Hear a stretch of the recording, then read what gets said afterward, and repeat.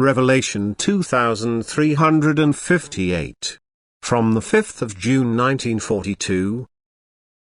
Divine Word. Source: love, knowledge, light. Only that can correspond to God's will, which is guided by the commandments of love for God and neighbor, for if the human being lives in accordance with these commandments, he will never violate divine will. Consequently, an earthly change which is not based on the divine commandments, which therefore contradicts God's will, must be useless for the soul because it does not result in higher development. Thus the soul is then in a state of immaturity which can only be remedied by the granting of grace, and this is given to it through the presentation of the divine word, which informs the soul that it is in danger and lives its earthly life wrongly. This bestowal of grace can then be accepted but also rejected, depending on its will. However, it is the only means for the human being to change his earthly life and submit to the divine commandments. And the consequences of a wrong way of life must be presented to him for this purpose, as well as the life and light which awaits a soul which has submitted itself to God's will. Yet these consequences can never be proven to the human being such that he has to believe. Consequently, the origin of the divine word can always be doubted if the human being wants to. He will counter that what is spread as divine word is always man's work, and will never allow himself to be convinced that a human being has drawn from a source which was made accessible to people through God's great love in order to impart knowledge to them which corresponds to the truth.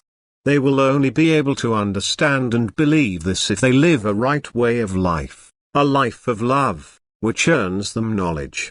Then it will no longer seem surprising to them that God Himself is the source which lets living water flow to people. Then they will also be able to believe without proof what they are taught about the consequences of a wrong way of life and live according to God's will of their own accord.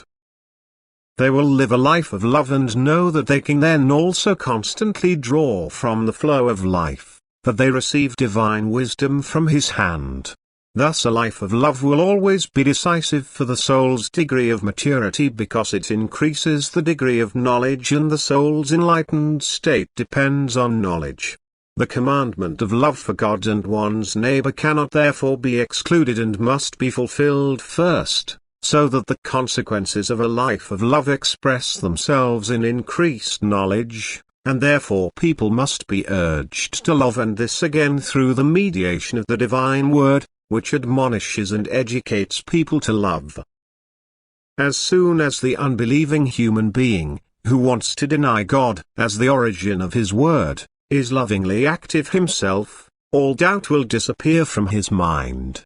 He will have to regard the word as an utterance of God, for his loving heart accepts it and at the same time gives him the understanding for it. And it is now no longer possible for doubts to take hold of the human being as soon as he lives a life of constant loving activity.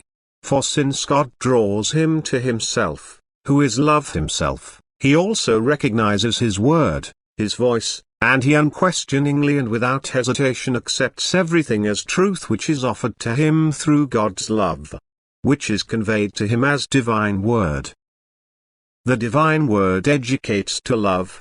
The human being's activity of love earns him knowledge, and increased knowledge increases his love for God and his living creations again. And ever brighter light, that is an ever more clairvoyant state, will be the fate of the one who is lovingly active on earth. And therefore wisdom can never be sought from the worldly wise if they lack love, whereas they will, however, recognize truth as such if they simultaneously live a life of active neighborly love. For they will also acknowledge God as the source of His word. They cannot do otherwise because they have already united with Him through a life of love, and thus also recognize His working. Amen.